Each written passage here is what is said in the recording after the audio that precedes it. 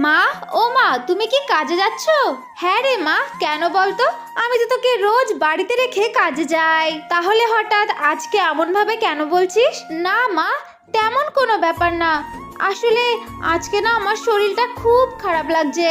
তোমাকে কেন জানি আজ ছাড়তে ইচ্ছে করছে না মা। সে কি কথা শোনা মা আমার, তোর কি জ্বর এসেছে নাকি বলতো? কই কই দেখি তো তোর জ্বর এসেছে কিনা। না মা, আমার কোনো জ্বর হয়নি, কিন্তু আমার এমনিতেই ভালো লাগছে না।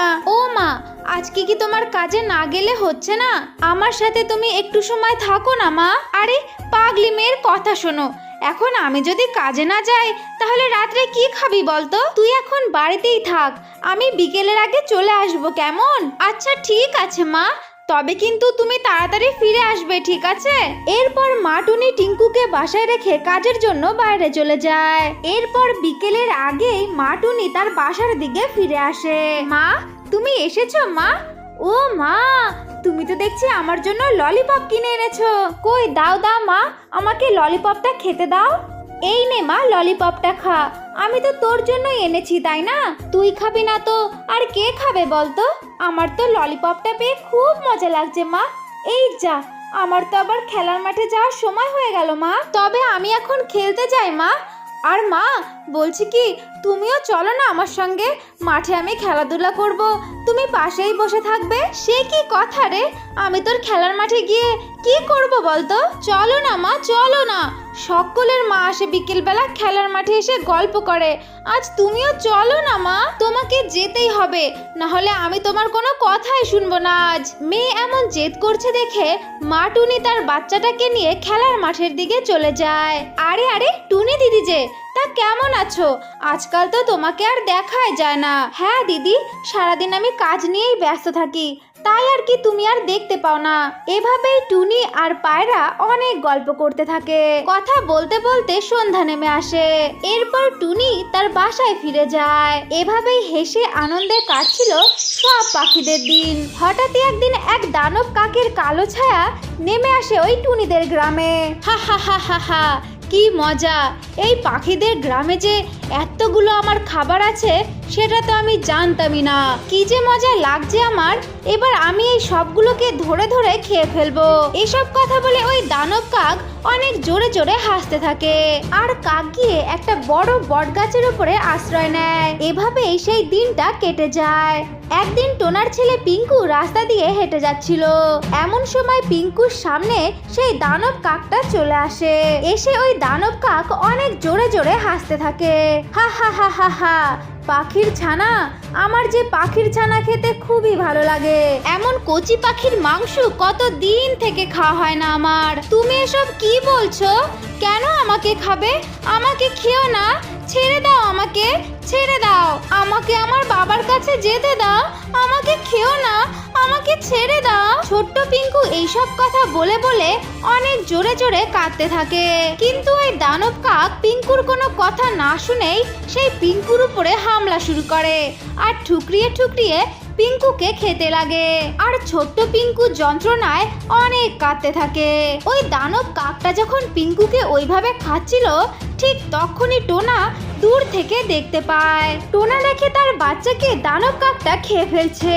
এই দেখে টোনা তাড়াতাড়ি করে সেইখানে চলে যায়। টোনার পায়ের আওয়াজ শুনে সেই দানব কাকটা ছুটতে সেইখান থেকে পালিয়ে যায়। ততক্ষণে ওই দানব কাক পিঙ্কুর পা দুটোকে খেয়ে ফেলেছিল। বাবা পিঙ্কু, তুই ঠিক আছিস তো? হায় ভগবান, আমার বাচ্চাটার সঙ্গে এটা কি হয়ে গেল? ওই শয়তান দানব কাক আমার ছেলেটার পা দুটোকে খেয়ে যে চিরদিনের মতো পঙ্গু বানিয়ে দিয়েছে। বাবা, আমি কি আর কখনো হাঁটতে পারবো না? আমার যে খুব যন্ত্রণা হচ্ছে। আমাকে বাড়ি নিয়ে চলো বাবা, আমাকে বাড়ি নিয়ে চলো। এইসব কথা বলে বলে ছোট্ট পিঙ্কু অনেক কাঁদতে থাকে। এভাবেই দিন কাটতে থাকে। এরপরে থেকে জঙ্গলের সব পাখিরা ভয়ে ভয়ে তাদের দিন কাটাতো। কেউ আর একা একা বাড়ি থেকে বের হতো না, কারণ ওই দানব কাক যাকেই একা পেত তাকে ধরে ধরে খেয়ে ফেলতো। টুনি দিদি, ও টুনি দিদি, তুমি কি আমার মেয়েটাকে দেখেছো? আমার ছোট্ট মেয়েটা একা একা ঘর থেকে বের হলো খেলাধুলা করার জন্য। আমি কত বারণ করলাম, কিন্তু দিন গড়িয়ে রাত চলে এলো, কিন্তু আমার বাচ্চাটা যে ফিরে এলো না। বলো না গো টুনি দিদি, তুমি কি আমার মেয়েটাকে দেখেছো? মিনু দিদি, আমি যে তোমাকে কি বলে সান্ত্বনা দেব আমি বুঝতে পারছি না। হ্যাঁ, আমি জানি তোমার মেয়েটাকে ওই দানব কাকটা খেয়ে ফেলেছে। আমি যখন কাজ থেকে বাড়ি ফিরছিলাম তখন দেখি ওই দানব কাকটা তোমার মেয়েটাকে ঠুকরিয়ে ঠুকরিয়ে খাচ্ছে। আমি কোনো মতে আমি আমার প্রাণটাকে বাঁচিয়ে এখানে ফিরে এসেছি। ও আমাদের সকলকে খেয়ে ফেলবে গো, আমাদের সকলকে খেয়ে ফেলবে। তুমি এসব কি বলছো টুনি দিদি? ওই শয়তান দানব কাকটা আমার মেয়েটাকে খেয়ে ফেলেছে। আমি এখন আমার মেয়ে ছাড়া কিভাবে বাঁচবো? আমার মেয়েটা ছাড়া যে আমার আর কেউ ছিল না, আমার আর আপনজনও কেউ নেই, আমি কি করে বাঁচবো? এইসব কথা বলে মিনু কাঁদতে কাঁদতে সেখান থেকে চলে যায়। আর টুনি পাখি আর টিঙ্কু মিনুর দিকে নির্বাক হয়ে তাকিয়ে থাকে। চারিদিকে যেন দানব কাকের আতঙ্কে হাহাকার পড়ে যায়। পাখিরা ভয়ে ভয়ে কাজে না গিয়েই তারা ঘরের মধ্যেই তাদের দিন কাটাতে থাকে। টিঙ্কু, মা আমার, তোর বড্ড খিদে পেয়েছে বল? মা, তুই বাড়িতে একা একাই থাক, আমি বাইরে যাই, আমি তোর জন্য কিছু খাবার জোগাড় করে নিয়ে আসি। না মা, তোমাকে কোথাও যেতে হবে না, আমি না খেয়ে থাকার কষ্ট সহ্য করে নিতে পারবো, কিন্তু তোমার যদি কিছু হয়ে যায় আমি সেটা সইতে পারবো না মা, আমি তোমাকে ছাড়া বাঁচতে পারবো না। মা, তোমাকে বাইরে যেতে হবে না, আমি কিছুই খাবো না, তুমি যেও না মা। এইসব বলে টিঙ্কু অনেক কাঁদতে থাকে, কারণ টিঙ্কুর যে অনেক জোরে খিদে পেয়েছে। তাও টিঙ্কু তার মাকে কিছুই বুঝতে দেয় না। অনেক দিন হয়ে গেল ওই পাখিগুলো যে ঘরের বাইরে আসছেই না। এমন ভাবে যদি চলতে থাকে তাহলে আমি কি খাবো? আমি তো না খেতে পেয়ে মারাই যাব। না, আমাকে কিছু একটা করতেই হবে। এই কথা বলে ওই দানব কাক সেইখান থেকে উড়ে চলে যায় পাখিদের ঘরের সামনে। ওই দানব কাকটা এখন থেকে যাকে সামনে পেত তাকেই ঠুকরিয়ে ঠুকরিয়ে খেয়ে ফেলতো।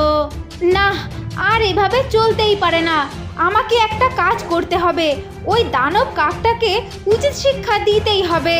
এরপরে পাখিরা চুপি চুপি একটা মিটিং এর আয়োজন করে, ওই দানব কাকটাকে মারার পরিকল্পনা করে। পরের দিন টুনি পাখি ওই দানব কাকটাকে ধরার জন্য একটা ফাঁদ তৈরি করে। আরে আরে, ওই তো একটা ছোট্ট পাখির ছানা, কত দিন পরে একটা কচি মাংস পেলাম, যাই ওকে গিয়ে এক্ষুনি খেয়ে আসি। এই কথা বলে দানব কাক সেই পাখির বাচ্চাটাকে খাওয়ার জন্য সেইখানে চলে যায়। ঠিক তখনই একটা জাল এসে কাকটার গায়ের উপরে পড়ে, আর কাকটা সেইখানেই বন্দি হয়ে যায়। আর সব পাখিরা ছুটতে সেইখানে চলে আসে। আমাকে ছেড়ে দে বলছি, আমাকে ছেড়ে দে, আমি যদি এইখান থেকে বের হতে পারি তাহলে কিন্তু তোদের সকলকে আমি খেয়ে ফেলবো। চুপ কর শয়তান কাক, তোর জন্য আমরা সবাই অনাহারে কাটিয়েছি, আর আমরা আমাদের অনেক প্রিয়জনকে হারিয়েছি। তোকে কি আমরা এমনি এমনি ছেড়ে দেব? তোকে তো আজকে মরতেই হবে, আর আজকে তোকে জ্বলে পুড়ে মরতে হবে। এই কথা বলে টুনি পাখি সেই কাকের গায়ে আগুন লাগিয়ে দেয়, আর কাকটা জ্বলে পুড়ে সেইখানেই মারা যায়। এরপরের থেকে জঙ্গলের সব পাখিরা ওই জঙ্গলে খুশি খুশি থাকতে লাগে। তাহলে আমার ছোট্ট বন্ধুরা, কেমন লাগলো আমাদের গল্প? যদি ভালো লেগে থাকে তাহলে অবশ্যই লাইক করবে আর চ্যানেলটাকে সাবস্ক্রাইব করে দেবে, কেমন?